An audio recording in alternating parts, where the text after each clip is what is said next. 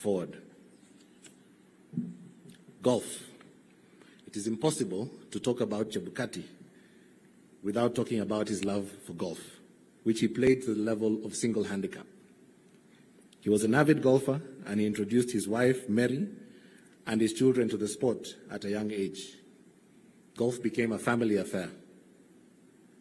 Every Sunday after church, he and his family played a round of golf. They had family competitions where they partnered up to compete against each other. Initially, he would coach his children himself, and then later on, he took them to be trained by the best professionals in Kenya and in South Africa, as he saw potential in them. This led to two of his children emerging among the top junior golfers in Kenya. Playing golf with the family was not considered manly by his peers, but he chose to do it anyway. Other male golfers found this odd, and they teased him about it. They did not understand why he preferred to play with his wife and children rather than with them. Family came first for Chebukati. Family time was important time to him. The Chebukati's would dress up in matching outfits when they played against each other every Sunday, and they became trendsetters. Golf was his escape. It was his passion. He said that golf taught him patience and strategy, qualities that he brought into his professional life. He was a respected member of the golfing community. He served as captain and chairman of both Mombasa Golf Club and Nyali Golf Club, and as the coast representative to the Kenya Golf Union. He also encouraged his wife Mary and daughter Rachel to take up leadership positions in the golf community, and was extremely proud when they not only served at golf club level, but also ascended to various golf leadership positions at a national level. Professional memberships. Chebukati was a member of the Law Society of Kenya and a member of the Institute of Certified Public Secretaries.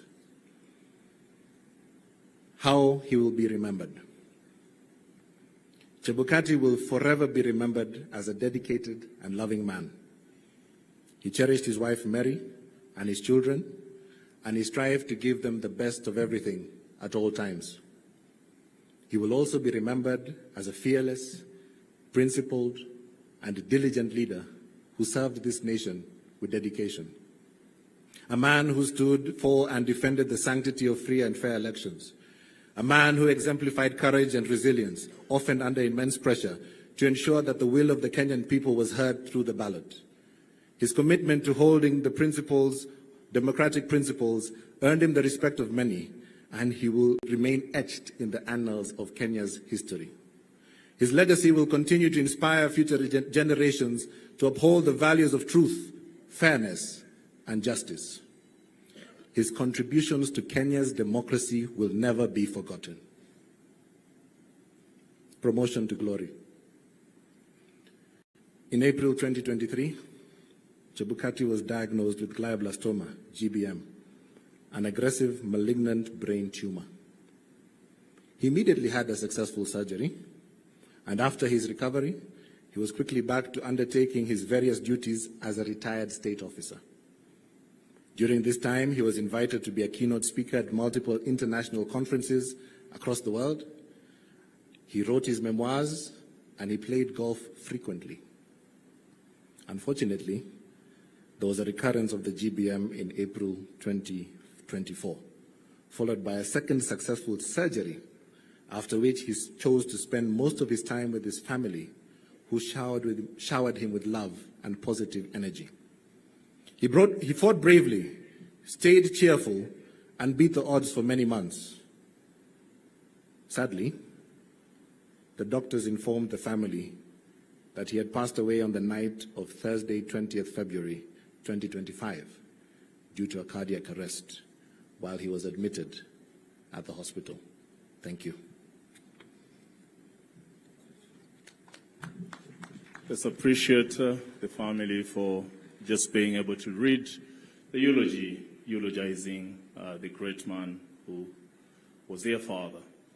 At this juncture, we want to get to hear some tributes. And as we do that, I would be requesting, if I ask you to come, kindly confine yourself to you saying what needs to be said, as opposed to bringing any other crowd to the stage. And so I'll be inviting members from the clan. I would invite Ndamwe Wanyonyi from the Babutu clan, and I will invite Kutu Sotolo from the Banyore clan to give their tributes. So Ndamwe, would you please kindly step here, and maybe Kutus, you could be on standby once down here. Ndamwe, yeah.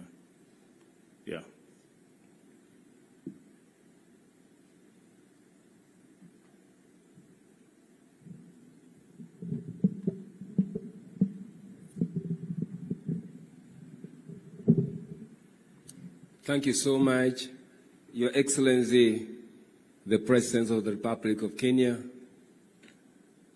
the honorable members present, the cabinet ministers, the Right Honorable Speaker, and members of Parliament. I greet you all in the name of Jesus. Praise the Lord. How are you? My name is Said Ndamwe Wanyonyi. I stand here as the clan chair of Babutu. Babutu is a peaceful, loving clan, and we embrace peace at every place we call. Your Excellency, we welcome you in this land of peace, and we want to agree with you that you chose to come. Thank you for choosing to come to be with us and be with us.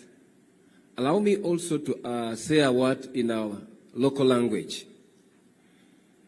Efwefwe Babutu basimolia khwasima bandu khwasima kumulembe bakeni befwe niyo muli mwesi karibu. Thank you. Your Excellency, we thank you for considering to be with a hero, to be with a legend, to be with one general that we can rarely get. We also want to thank you, Excellency, for considering our other sons to be with you. Hawa wote ni wazuri. Maybe you may not be informed. The chairman of Babutu trustee is none other than Honorable Dominic Wetangula, our great father, the father of Right Honorable Speaker.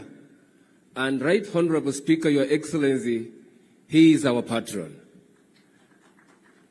Na sisi kama Babutu, we thank you so much kwa kunzita kumpea nafasi hiyo. Ni mtu ambaye tunamuenzi, tunampenda. And beyond Babutu, Your Excellency, Wabukusu ni watu wa Mulembe. At some point, unaweza kusikia ati Wabukusu wamesosana. Si ati wamekosana, wanapenda kukula pamoja. Sasa zingine mkikula pamoja, makuja yanakutana. So in that process, mtu anaona kama tunakombana, na kumbe hatukombani. Tunapenda kukula hivyo, Your Excellency. So karibu sana, yangu si mengi. Wakati unapoondoka katika nchi yetu ama in our land, sisi ni watu wa kupenda kukula na wageni. Babutu wameandaa busuma and engoho. Even in our funerals, Your Excellency, sisi tunakula. Kwa hivyo Babutu tunawakaribisha ukule na wewe. Na tukule na wageni wote ambao wamekuja hapa. Nimeshukuru sana. May God bless you all. May God be with you. Thank you, Bishop.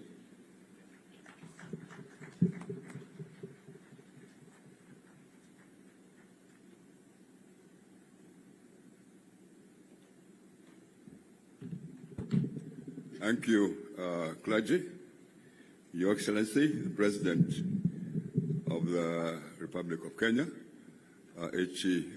William Samoei Ruto, Your Excellency, Prime Cabinet Secretary, Wycliffe Musalia Mudavadi, Your Excellency Speakers of National Assembly and the governors here present, honorable members, congregants who come to mourn with us, good morning. Mirembe, as we say in Bunyore.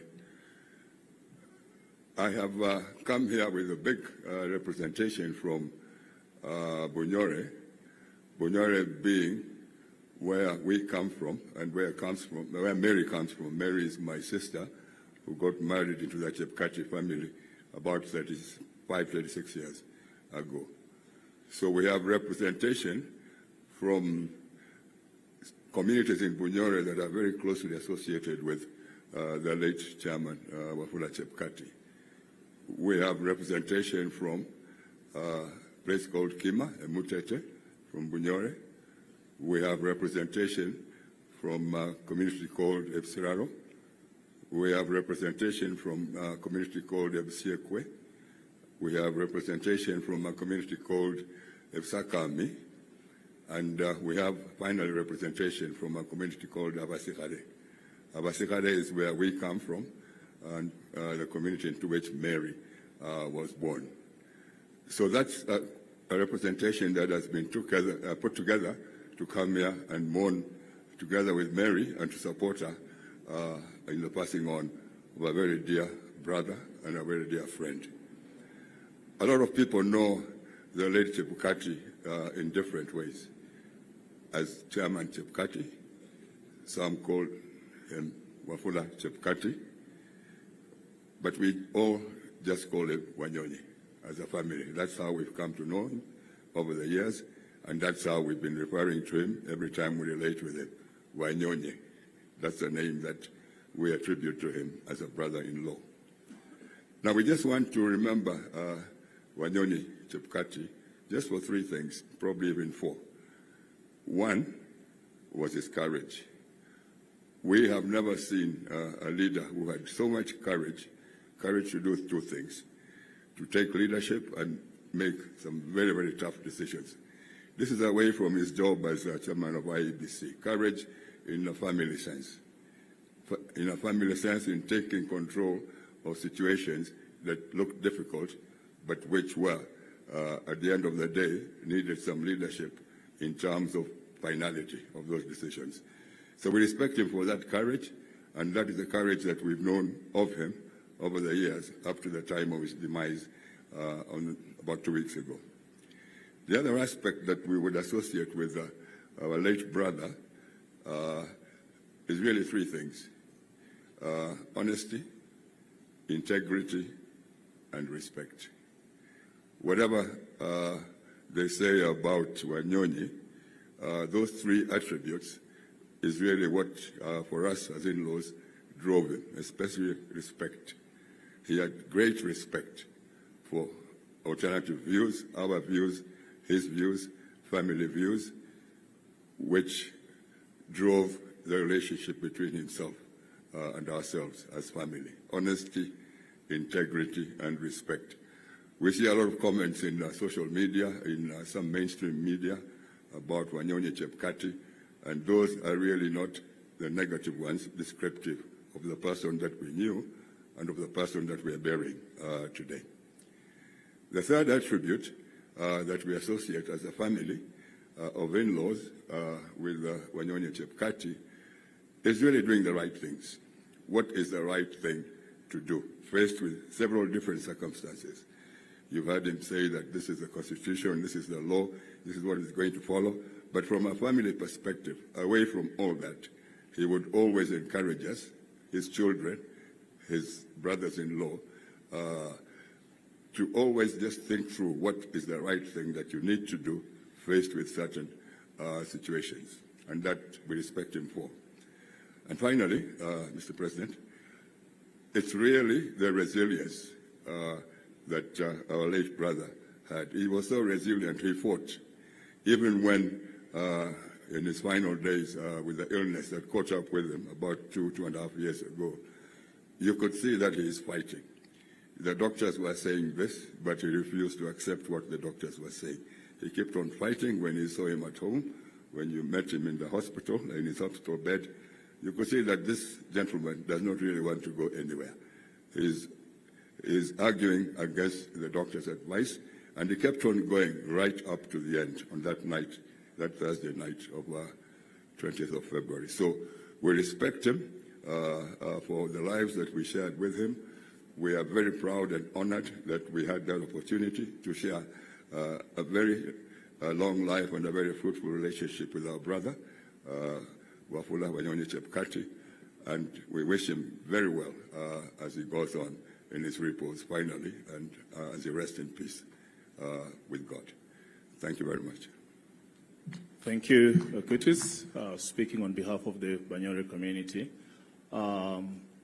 At this juncture, we want to hear a tribute, of course, from the spouse, together with the children, to the late Chebukati. I'll be inviting Mama Mary, together with, of course, the children to come. But as they do that, I want to invite the family song that is being done by the sister to Mary.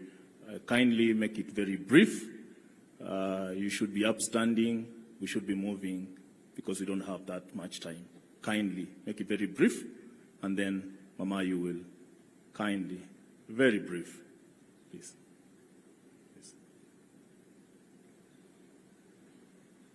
We should be done by now.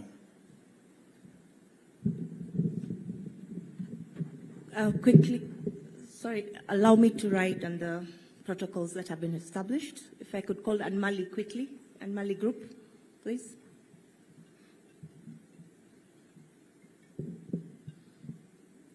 Quickly, please, thank you. So the song that we want to sing is a song called My Home is on the Rock. So as a family of Mary, we have always been strengthened by God, and despite the challenges that have been out there, you all know the challenges that the family has gone through, especially the immediate family. We've always stood firm, been strengthened by God, and we are going to sing this song. It's actually a Hallelujah song, and the choir of Gethsemane is going to help us on this. Ruben, when you're ready, please. You give us the cue, please. We'll just sing 2 stanzas.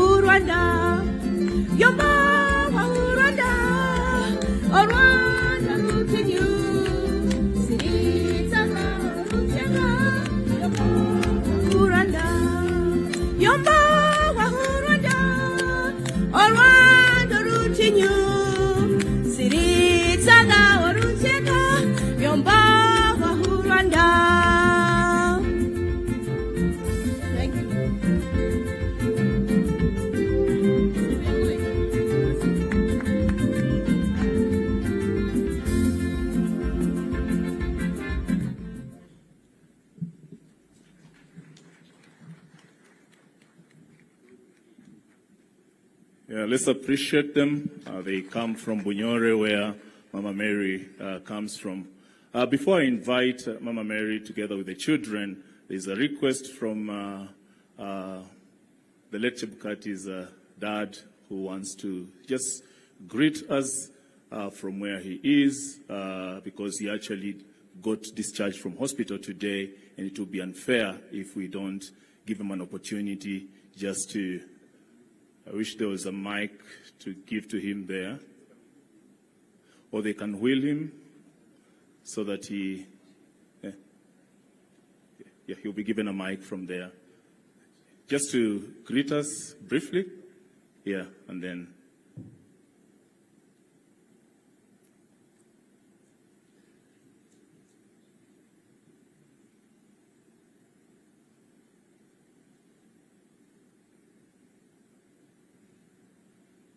Nitasema Kiluya au Kikenya ndio Kiswahili na Kiingereza. Napenda kwa watu wote wanaumbwa na Mungu, na mimi ndio Wafula Chebukati. Huyu mama huyu jina yake Joina Wafula Chebukati. Huyu mtoto wetu wa kwanza ni mtoto mzuri. Nitafata kwa hiyo kumsalamia nyinyi wote. Hamjambo. Hamjambo tena. Nashukuru Mungu akimchukua, anajua mahali anaenda kumuweka, na mimi na mama tutafata. Kwa hivyo sina mengi, ni hayo tu. Asante. Asante sana. Asante sana kwa salamu. At this juncture, I will be calling the immediate family, Emmanuel, Jonathan, of course, Rachel, together with Mama Mary. If you could just come to the podium here, give your tributes, and then from there we will listen to the word of God, and we will proceed with the service.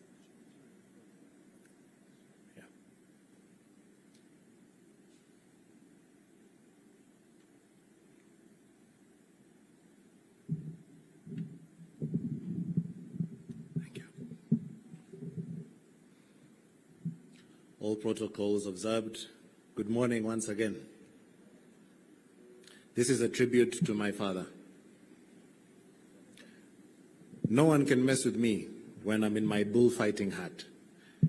These are my father's words spoken to me on the last full day we spent together. I just come back from Bilbao in Spain, where I was attending a conference. And I came back with a hat, an authentic Spanish hat that they wear during bullfighting competitions there. So when I gave him the hat, I put it on his head, and he immediately said to me, "I feel like a bullfighter already." And then he went on to say, "Nobody can mess with me when I'm in my bullfighting hat." That was the Chebukati you knew, and that was the Chebukati the world knew. A man you couldn't mess with. But through my eyes and through the eyes of the family members seated here, you will see him as simply the best father, husband, brother that you could ever have. It is said that if you think Chebukati is tough and doesn't smile, then you don't know Chebukati. In my formative years, my father instilled in me a sense of responsibilities.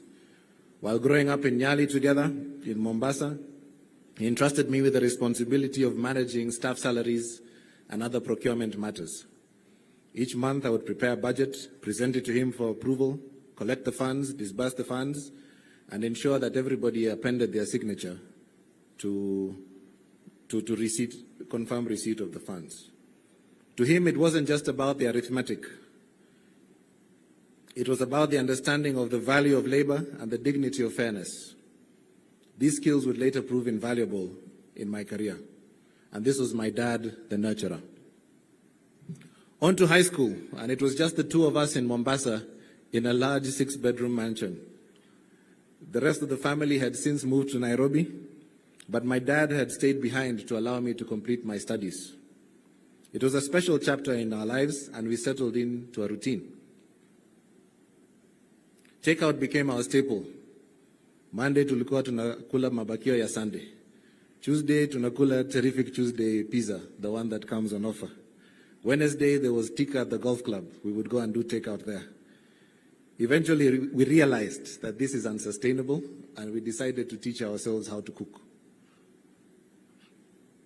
He would occasionally bring back mudfish from South Coast, where he had a client, and I would experiment to try and make this fish taste nice. For those who know mudfish, perhaps Speaker, you might know, it is quite frankly the most horrible fish you can ever eat in this world. But together we made a meal out of it, and he would cook ugali and I would cook the fish. But the point was never the meals. The point was the conversations that we shared over dinner every night. This was his way of guiding me. It was never forceful, but gentle, trusting, and with room for me to grow into my own choices. And this was my dad, the companion. Driving was another bond we shared. It started in Mombasa, where I often chauffeured him to his meetings. And over time, I became the designated family driver, much to the displeasure of my two older siblings seated here. Together, we traveled thousands of kilometers, Mombasa to Nairobi, Kitale, Njoro, and the Great Rift Valley. He was always in the passenger seat, guiding me with his steady voice. Of course, the road trips weren't without their hiccups. Whenever I hit a pothole too hard or took a turn too fast, my mother would grumble from the back seat, but he would always defend me and say, "Leave him alone. If I was driving, it would be much, much worse." And that was my dad, the unwavering supporter, a believer in my dreams. Later, I joined USIU Africa for a degree in applied computer technology. Upon graduation, I immediately secured an internship and then a job. However, when I sat down with him one evening at the Royal Golf Club's 19th hole, and Your Excellency, PCS might advise you what the 19th hole is all about, I told him I was resigning for my job. Initially, he was annoyed. He was wondering, how dare you resign before you get a new job? But when I told him I was going to pursue a master's degree, he lit up and the concern went away. He immediately supported me, buying me an air ticket, preparing my school fees, and giving me my blessing, giving me his blessing. This was my dad, a champion of continuous learning. While at Carnegie Mellon, he kept close tabs on me, regularly popping in during his work trips. He was proud of me when I was elected to serve as vice president of the Student Guild, and I was sworn into office the same day he assumed office as chairperson of IABC, and coincidentally the same day that President Donald Trump assumed office as President of the United States. Perhaps there's some similarity there. One time when he and my mother visited, he asked me to invite a few friends over, and 15 people showed up. They all wanted to see chairman, and they were from all different nationalities at the university. Later in life, when he completed his term in office, they gifted him a stick. And it is this stick that he has used in his retirement as a symbol of his love and adoration for the African continent and for the gift that was given to him in Rwanda. When I started my business in Rwanda, we needed some money to secure some office space. And so my father gave me an interest-free 12-month loan of Kenya shillings 620,000. When we repaid him back 1 month early, the bank that we both banked with flagged this transaction. They said that this transaction is suspicious because I am the son of a politician. Of course, you all know that Chebukati was not a politician. Later on, the same bank refused to open an account for another one of my businesses. And when my dad heard of this, he went together with my mom to the bank and they began closing accounts helter-skelter. This was my dad, who never allowed his family to be mistreated, and you couldn't mess with him. As I grew into business, I would regularly consult him, and he would challenge me to go after more, do more, and market myself. After all, he had run a successful practice for over 30 years, so he knew a thing or two about business. Another evening on the 19th hole, after visiting the 19th hole at the golf club, he decided to escort me home, and I was excited that my father would finally get to see where I live. So I invited him, I showed him around. Nikamwambia, ona mzee, kuna TV kubwa pale. Ona mzee, kuna sofa, kuna fridge. And he was, he walked around and he never said anything. Then we went onto the balcony and I told him that I've secured clients and I'm doing very well and, there's this much in client billables. He looked at me and he simply said, "Iyo ni kidogo. You need to double your income. You need to do better." As time went on, my hard work was recognized and I was invited to Carnegie Mellon University in Pittsburgh to receive an award. This is an award given to less than 100 alumni of over 100,000 globally. My father insisted on coming with me, and he insisted that we're going to fly in business class together.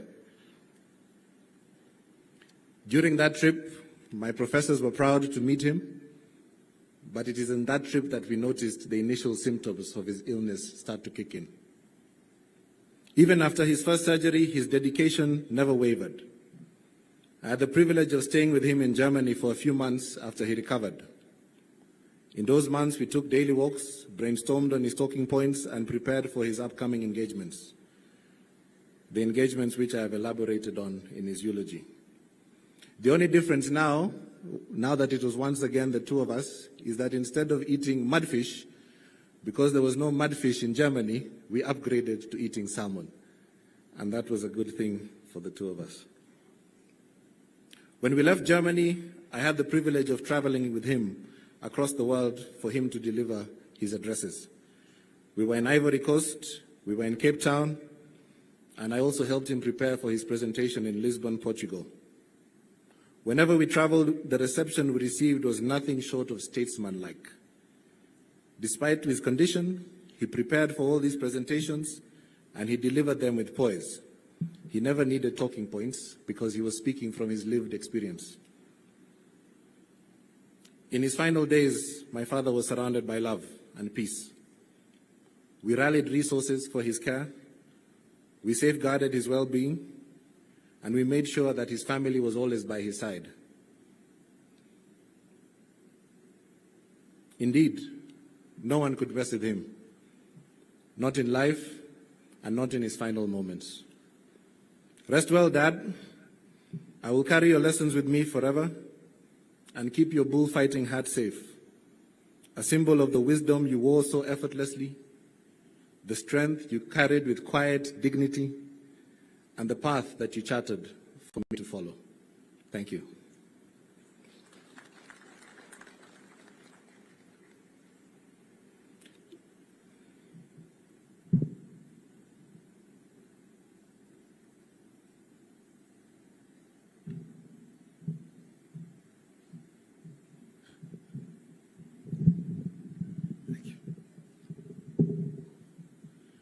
Yes, all protocols observed.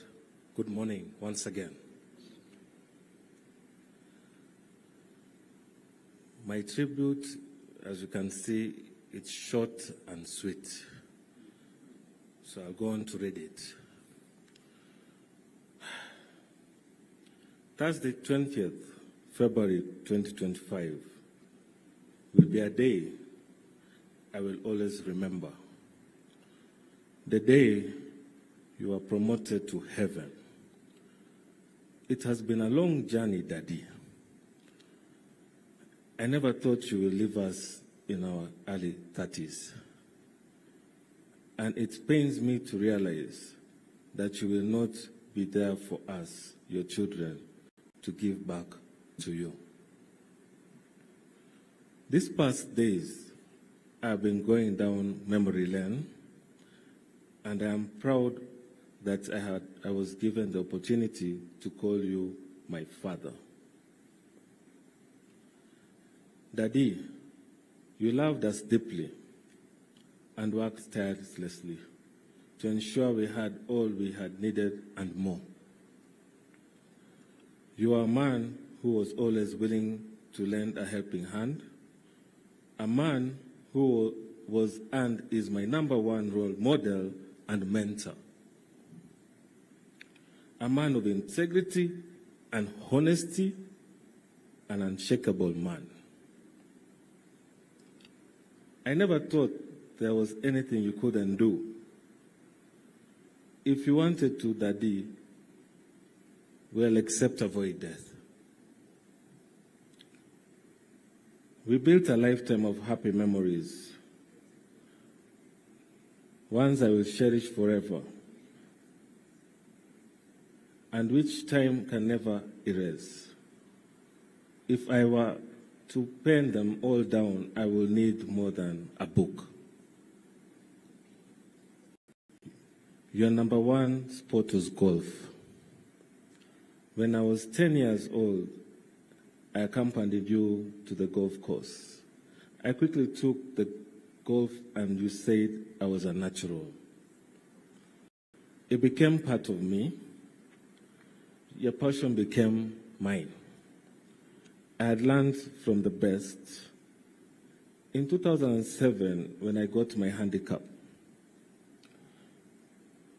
which then allowed me to play professional golf around the world, you were so proud of me. You trained me, Dad, so that I could become the best in this sport. You and Mom enrolled me and sponsored me to join the Junior Golf Foundation, JGF, the foundation of golfers 18 years and below, to improve my golf by playing and winning in some tournaments across the golf courses in the country. I remember you sent me to South Africa in 2009 for a 3-month training to upgrade my golf skills. I gained confidence to bring my handicap down to 2 in a professional level. Thanks to you, we won the club match play foursomes in 2015, a tournament at the Royal Nairobi Golf Club, where our names are engraved, W. Chebukati and J. Chebukati, as per today. We are the first golf partners who are related to ever be champions in Royal Nairobi Golf Club. We both also have a hole-in-one at the same club. On the golf course, we connected as one being. You were my partner, you were a fighter, you were a team player. Family golf time was your idea. Those moments when we competed as a team of 2 against each other will forever warm my heart. We had so much fun and we enjoyed the rewards that came with winning most of the competitions. Golf will certainly never be the same without you. Whenever you played golf with me and you could strategize on how to win every time, losing was not an option. If it happened, you told me, it's not the end of the world, son. Your time will come. I still can't believe that you are gone. You are irrepressible, Daddy, one of a kind. Tears fill my eyes as I write this tribute. My heart is heavy with grief. Losing you feels like losing part of myself, but I find comfort in the Lord daily. Your life is hard to emulate, but I will do my best to live life of eternity like you did. I am confident that you are in heaven and are watching over us. I won't see you again on earth, but happily we'll meet again in heaven. I echo the words of J.M. Richards, which I quote, "No one wants to go through life alone, fighting battles single-handedly their whole life, not even the hardest of the heroes." I love you, Daddy. Rest in peace till we meet again.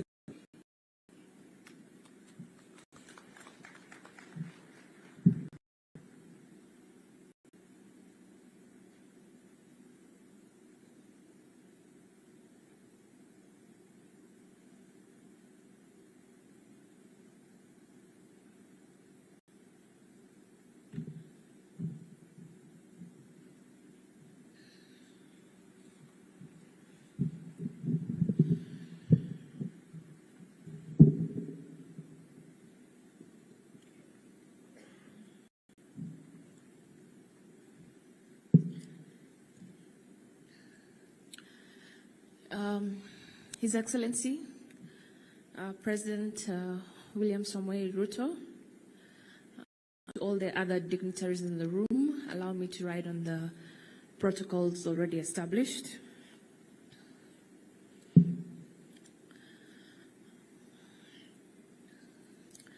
My name is, as you're aware, Rachel Nekesa Chebukati, Nekesa being, I was named after my grandma. So oftentimes my would also call me his mom. So I'll start my tribute. To summarize how much of an amazing human being and father you are is an impossible task. I tried to sit down and write from beginning to end. It was impossible. So what I did instead was think about some of the things he used to say to me and quotes he used to say to me. So what I've done in my tribute is like a high-level summary or high-level overview of things that he taught me. So I'll read the quotes. One of them is, he'd always say, plan it, and then when you go to bed, dream about it, dream about doing well. So he would say that to me the night before I had a school exam, I had a presentation to make, I had golf.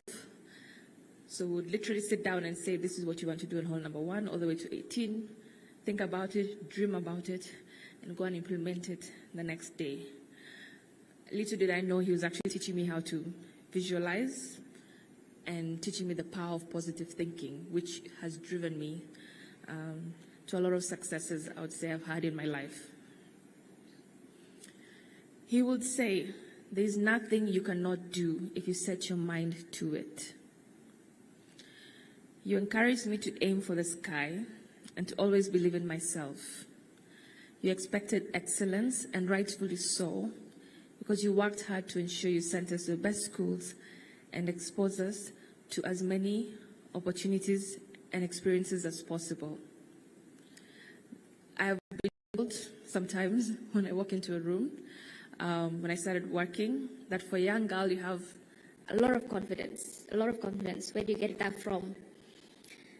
That confidence came from my father.